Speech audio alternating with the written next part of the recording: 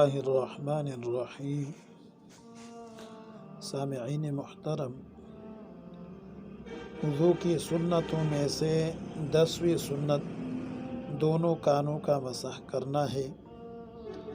کانوں کے اگلے اور پچھلے دونوں حصوں کا مسح کرے اس پانی کے ذریعے جس کے ذریعے سر کا مسح کیا، یعنی سر کا مسح کرنے کے بعد ہاتھوں پر جو تری لگی ہوئی ہے اس تری کے ذریعے کانوں کے اگلے پچھلے حصے کا مسح کرے۔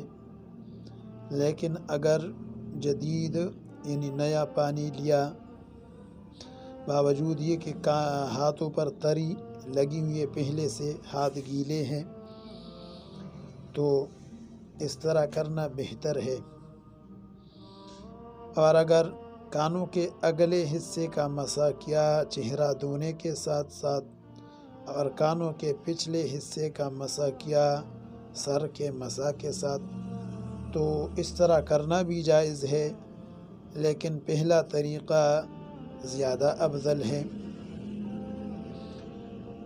اب مسح کرے کانوں کے ظاہر کا دونوں ہاتھوں کے انگوٹھوں کے باطن کے ساتھ، باطن سے مراد ہتھیلی والا جانب ہے، اور دونوں کانوں کے باطن یعنی کانوں کے اندر کا مسح کرے شہادت کی، دونوں ہاتھوں کی شہادت کی انگلیوں کے باطن سے، یعنی ہتھیلی کے جانب کو باطن کہتے ہیں، دوسرے جانب کو ظاہر کہتے ہیں۔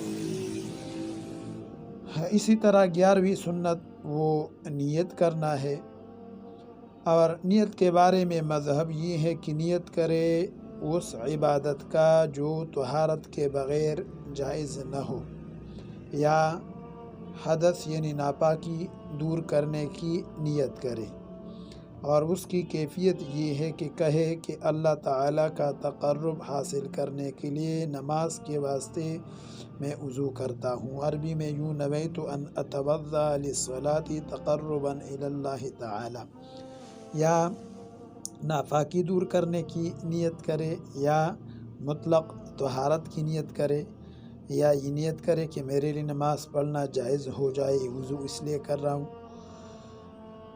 اور نیت کرنے کا وقت وہ چہرہ دھونے کا وقت ہے، اور نیت کا محل یہ قلب ہے، یعنی دل میں یہ نیت کرے۔ زبان سے ان الفاظ کو بولنا ضروری نہیں ہے، لیکن اگر یہ الفاظ زبان سے بول دیے تو بہتر ہے۔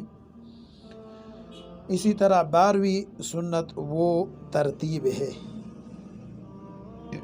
یعنی جس وضو سے اللہ پاک نے شروع کیا ہے ذکر میں، قرآن کریم کے اندر اذا قمتم الی الصلاة فاغسلوا وجوہکم وایدیکم الی المرافق، اس ترتیب سے وضو کی جائے۔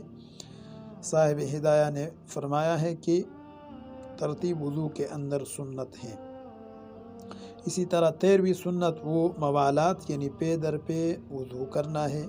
پے در پہ وضو کرنے کا مطلب یہ ہے کہ ایک عضو کے خشک ہونے سے پہلے دوسرا عضو دھو لیا جائے۔ وضو کے اندر تفریق مکروہ ہے، یعنی کچھ وضو کیا اور کچھ ادھر کیا کچھ ادھر کیا، درمیان میں وقفہ لانا، لیکن یہ تفریق مکروہ ہے اس وقت جب یہ بغیر عذر کے ہو۔ اگر کسی عذر کی وجہ سے وضو میں تفریق پیدا ہو جائے تو مکروہ نہیں ہے، اس میں کوئی حرج نہیں ہے۔